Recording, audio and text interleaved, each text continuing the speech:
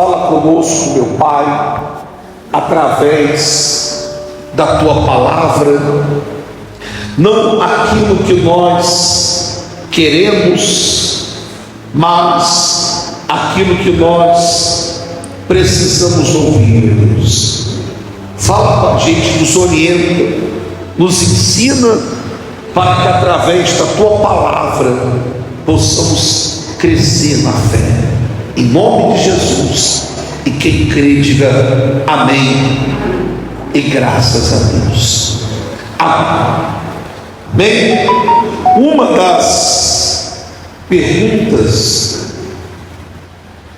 que muitas pessoas se fazem é a seguinte: todos nós somos filhos de Deus, todos nós somos da família de Deus, todos são filhos de Deus. E a Bíblia, ela nos dá resposta a essa pergunta. Lá no livro de João, abra aí por favor, João, no capítulo 1, no versículo 2, João, capítulo 1, no versículo 2, diz assim: e ele estava no princípio com Deus, e todas as coisas foram feitas por Ele, e sem Ele nada do que foi feito se fez. Nele estava a vida, e a vida era a luz dos homens, e a luz resplandece nas trevas, e as trevas não a compreenderam. Quem é essa luz? Quem esteve desde o princípio da criação? A quem o texto aponta? A Jesus, o Verbo que se fez carne e habitou em nós. Porque Jesus já existia antes de Maria. Jesus já existia. Não no plano humano, físico, mas ele já existia. Tudo que foi criado, todas as coisas foram feitas por ele, e sem ele nada do que foi feito se fez. Ele é a luz que resplandece nas trevas. Houve um homem enviado de Deus, cujo nome era João. Este veio para testemunho, para que testificasse da luz, para que todos crescem por ele. Não era ele a luz, mas para que testificasse da luz. Ali estava a luz verdadeira, que ilumina todo homem que vem ao mundo. Estava no mundo, e o mundo foi feito por ele, e o mundo não o conheceu. Veio para o que era seu, quer dizer, para o seu povo, para os judeus, e o mundo não o conheceu. Veio para o que era seu, e os seus não o receberam. Mas, diga assim comigo, a todos quantos o receberam, deu-lhes o poder de serem feitos filhos de Deus, aos que creem no seu nome. Ou seja, quem são os filhos de Deus? São aqueles que receberam a Jesus. Estes receberam poder para serem feitos filhos de Deus. Todos nós somos criaturas de Deus, mas filhos são aqueles que receberam esse poder, são aqueles que nasceram da água, do arrependimento, são aqueles que nasceram do Espírito, do batismo com o Espírito Santo, são aqueles que foram transformados em nova criatura, aqueles que foram moldados por Deus, aqueles que mergulharam de cabeça, que receberam Jesus, que receberam o Evangelho, são aqueles que se entregaram, aqueles que mergulharam de cabeça, são aqueles que se entregaram à vontade do Pai, à vontade dele. Imagine o seguinte: o Evangelho, ele é transformador, ele transforma qualquer pessoa, o bandido, a prostituta, ele pega o corrupto, ele pega a pessoa mais suja, a pessoa mais promíscua, mais injusta, aquela pessoa que é considerada escória do mundo, que o mundo despreza. E o Evangelho tem esse poder de transformar aquela pessoa, que antes era um filho das trevas, mas agora ele é feito filho da luz. É só você olhar para o que aconteceu com o Zaqueu. Quem era Zaqueu? Um coletor de impostos, um homem justo, um homem conhecido como um ladrão. E ele então hospeda Jesus na sua casa. É certo que Jesus sabia quem ele era. Jesus o conhecia, embora ele não conhecesse Jesus. E conversando ali com Jesus, aquele homem decide, e ele fala assim: eu decido hoje dar metade dos meus bens aos pobres, e se alguém eu defraudei, se alguém eu roubei, eu vou restituir 4 vezes mais. E Jesus vira para ele e diz assim: hoje houve salvação nesta casa, pois este também é filho de Abraão. Quer dizer, naquele momento, naquela decisão, Zaqueu se torna filho, porque ele recebe Jesus e ele recebe o Evangelho de Jesus, e o Evangelho muda ele, transforma ele em filho, ele passa a ser um outro homem. Mas para isso a pessoa tem que receber, a pessoa tem que se abrir.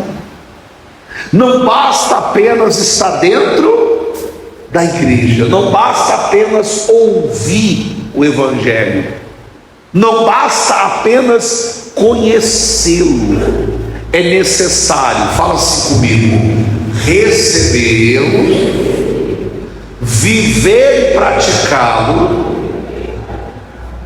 e depois somente depois compartilhá-lo. Existem pessoas que não recebeu, existem pessoas que não viveu, não praticou, por isso não foi transformado nem transformada pelo Evangelho, mas elas querem compartilhar o Evangelho com outras pessoas, sendo que o mesmo ainda não mudou nem elas, porque elas não foram transformadas ainda pelo Evangelho, elas ainda não se tornaram filhos, elas ainda não se tornaram filhas de Deus. E esse é um problema sério, porque é isso que nós vemos acontecer o tempo todo. São pessoas querendo mudar os outros, mas elas não mudaram. Pessoas tentando levar o Evangelho aos outros, mas elas não beberam ainda do Evangelho, não transformou a vida delas ainda. E quem olha percebe, porque não houve nenhuma mudança. Porque o Evangelho muda quem você é, ele muda como você pensa, ele muda como você age. O Evangelho, ele não te domestica. Guarda isso. O Evangelho não é para domesticar a fera que é em você, é para matar a fera que é em você. Ele mata você e transforma você numa nova criatura, numa nova pessoa. Não é para dar uma melhorada ou uma recalchutada, não é para trancar a fera que é em você, para você ficar se autocontrolando, e a fera está ali, e a qualquer momento, qualquer coisa que acontece, ela dá aquela sacudida na jaula, querendo sair para fora. Não, você mata. O Evangelho mata a velha criatura, e a pessoa passa a ter uma nova identidade, mas agora formada e firmada em Cristo. Ela passa a ter a mente de Cristo, ela passa a agir e a se comportar dentro dos parâmetros do Evangelho. Ela passa a enxergar por meio da ótica de Jesus. Você vê que tem pessoas que o Evangelho não cabe nela, porque ainda ela não recebeu. Você vê que o Evangelho é para todas as pessoas? Sim, mas todas recebem? Não, porque para muitas pessoas e para a maioria, o Evangelho, aliás, para todos nós, o Evangelho é confrontador, porque ele confronta e nos desafia a deixar de ser quem nós somos. Ele nos transforma. É como se nós deixássemos de ser quem nós somos e nos tornássemos parecidos com quem? Com Jesus. Só que muitas pessoas, o Evangelho ainda não cabe nela, porque ela não aceita. Porque o Evangelho ensina a perdoar, mas ela não quer o quê? Ela não quer perdoar. O Evangelho nos ensina a amar quem nos odeia, mas ela não quer amar. O Evangelho nos ensina que se alguém nos ferir uma face, a gente deu o quê? A outra. Mas isso não cabe nela, porque ela não consegue compreender nem digerir. Ela fala: como eu vou fazer isso? Não, de jeito nenhum. Eu não vou me rebaixar a esse ponto. E aí são pessoas que molham as mãos, molham os pés, se simpatizam com a beleza, porque o Evangelho é bonito, porém elas nunca mergulham de cabeça nesse oceano. elas molham a planta dos pés, molham as mãos, mas elas falam: isso aqui eu não aceito, isso aqui eu não aceito, isso aqui eu não aceito. Só que o Evangelho não é sobre aceitar ou não, o Evangelho é sobre você estar decidido a se entregar 100%, a morrer para o mundo e nascer para o Evangelho, a deixar o seu jeito para ser moldado, reconstruído pelas mãos de quem?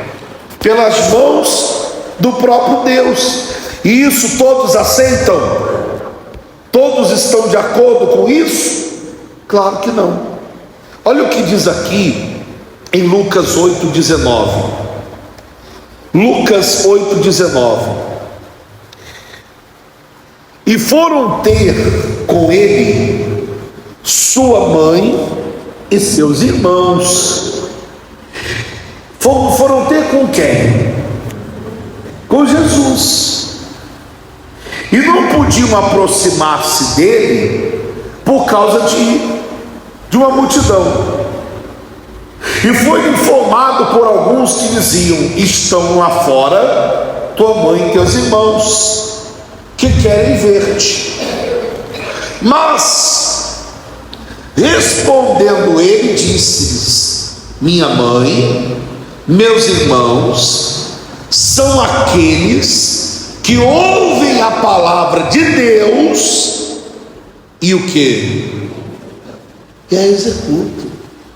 Gente, não parece duro esse discurso? Você imagina, tua mãe, você está no lugar, tem uma multidão, está lá tua mãe, está lá teus irmãos, querendo entrar, aí de repente sua mãe e seus irmãos recebem uma notícia: olha, ele está falando lá que mãe dele, irmão dele, é os que fazem a vontade do pai dele. Ou seja, em outras palavras, vocês não vão entrar não. Não parece grosseiro? Mas o que Jesus estava querendo ensinar àquela multidão? Ali ele não estava falando com o lado humano dele, o lado humano, porque Jesus ele era 100% humano e 100% Deus. Ali ele deixou de lado o coração, ele deixou de lado o lado humano dele, e o que prevaleceu ali foi a divindade. Foi ele como Senhor e Deus que ele é. Ele disse: minha família são aqueles que fazem a vontade do meu Pai, aqueles que obedecem a sua palavra, aqueles que praticam e a executam. Amém? Então quem são os que são da família de Deus? São os que ouvem a Deus e os que praticam a sua vontade, a sua palavra. Estes que a recebem o poder de se tornarem filhos de Deus. Enquanto isso não acontece, nós somos apenas meras criaturas de Deus, o que já é uma coisa maravilhosa. Agora, melhor seria que nos tornássemos filhos de Deus, porque o filho, ele tem as características de quem? Do Pai. Quem tem filho aqui? Poxa, quantas vezes você já ouviu: nossa, tua filha é a tua? Nossa, tua filha, olha, essa menina abre a boca, é você escritinho falando. Não é assim? Não tem nem como. É cara crachá. Não é assim? É isso que Deus quer. Que quem olhe para você, quem olhe para mim, saiba quem é o nosso Pai. Ainda que você diga assim: mas eu fui criado sem pai, sem mãe, eu fui rejeitado, eu fui criado pelos outros, eu fui desprezado, rejeitado. Ainda que você não teve nenhuma família, não importa. Se você recebe o Evangelho, você recebe Jesus, você pratica a palavra, você se torna filho de Deus, você passa a ter identidade, as características de Deus. E quem olha para você, vê Deus em você. Amém? Porque nós temos a característica do Pai. Você passa a ser uma pessoa de Deus, uma pessoa que tem caráter, uma pessoa que tem palavra, uma pessoa que tem princípio, uma pessoa que tem valores. Você passa a ter as características do Pai. Você sabe disso.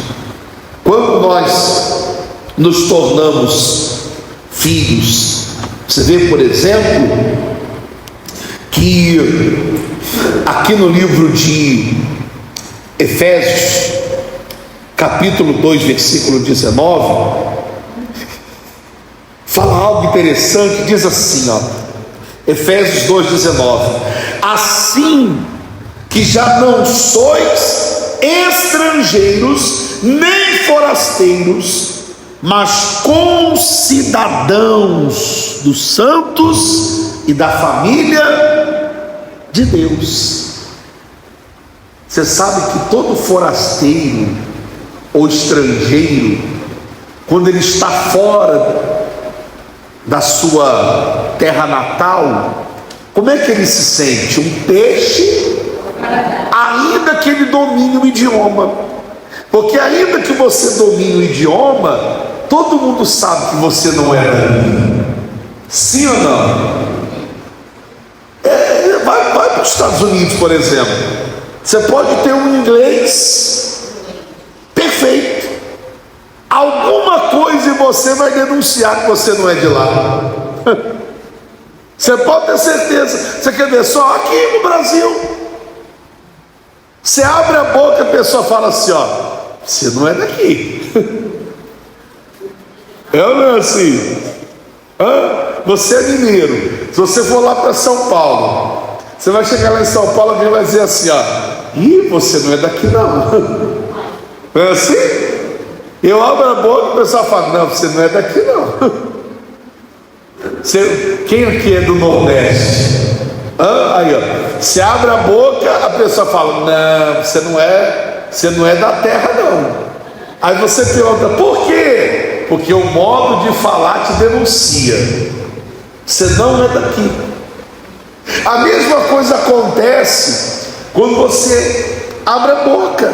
A maneira como você fala, a maneira como você se comporta, a maneira como você age diante dos problemas, a maneira como você age diante das pessoas, a forma como você se veste, denuncia se você é cidadão do reino de Deus ou não. Tem gente que olha e fala assim, eu me lembro de uma ocasião, estávamos eu e um amigo que era da igreja. Aquele amigo passou uma grande vergonha, porque ele foi falar com o rapaz e ele foi pregar para o rapaz, e aí ele falou para o rapaz assim, olha, eu sou cristão. Aí o rapaz virou para ele e falou assim, olha, vou falar uma coisa para você, o Marcos, eu vejo Deus nele, mas em você eu não vejo não. Eu não vejo em você não. Eu não vejo Deus não, no seu jeito eu não vejo não. Por quê? Porque não adianta a gente falar, você falar, se o comportamento não acompanha o que você fala. É o que nós costumamos dizer. Se as nossas atitudes não acompanham as nossas palavras não valem nada. Eu falo de fidelidade, mas sou infiel. Falo de bom caráter, mas sou mau caráter.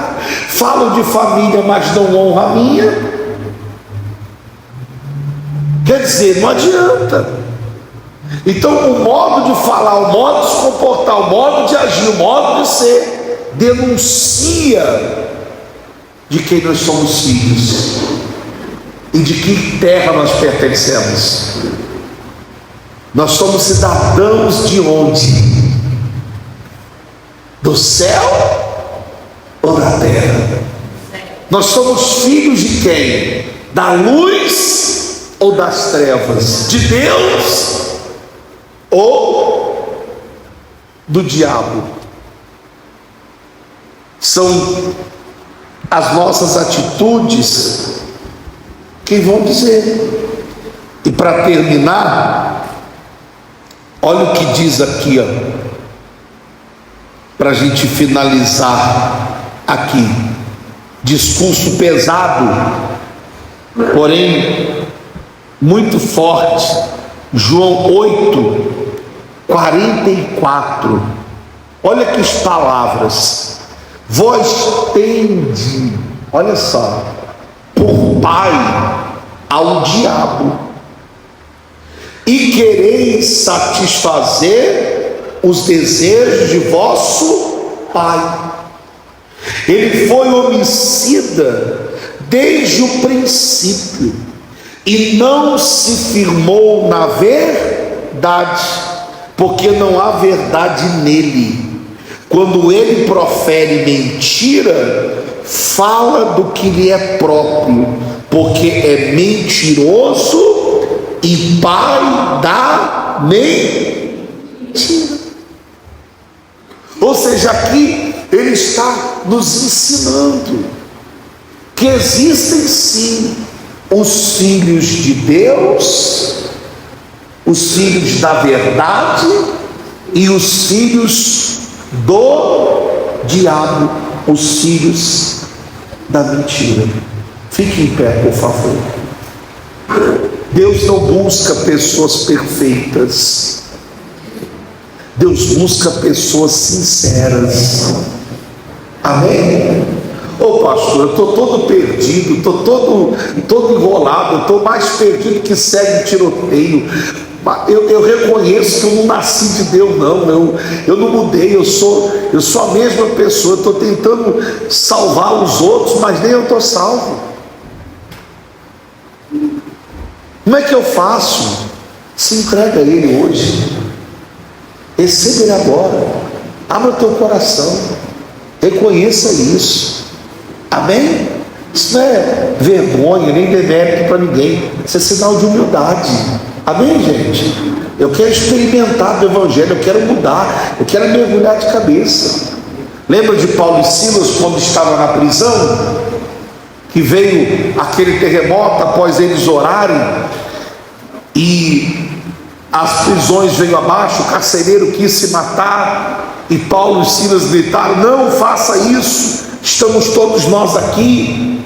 E o carcereiro cai de joelhos e fala: senhores, o que eu tenho que fazer para ser salvo? Qual foi a resposta de Paulo e Silas para ele? Crê no Senhor Jesus e será salvo tu e a tua casa. O que isso quer dizer? Que a salvação primeiro passa por mim, depois para minha casa. Tem gente tentando salvar os outros, mas ela ainda não está salva. Tem mães tentando salvar os filhos, mas ainda não está salva. Tem maridos, esposa, tentando salvar o cônjuge, mas ele e ela ainda não está salva. O Evangelho primeiro a gente experimenta, vive, para depois querer levar os outros.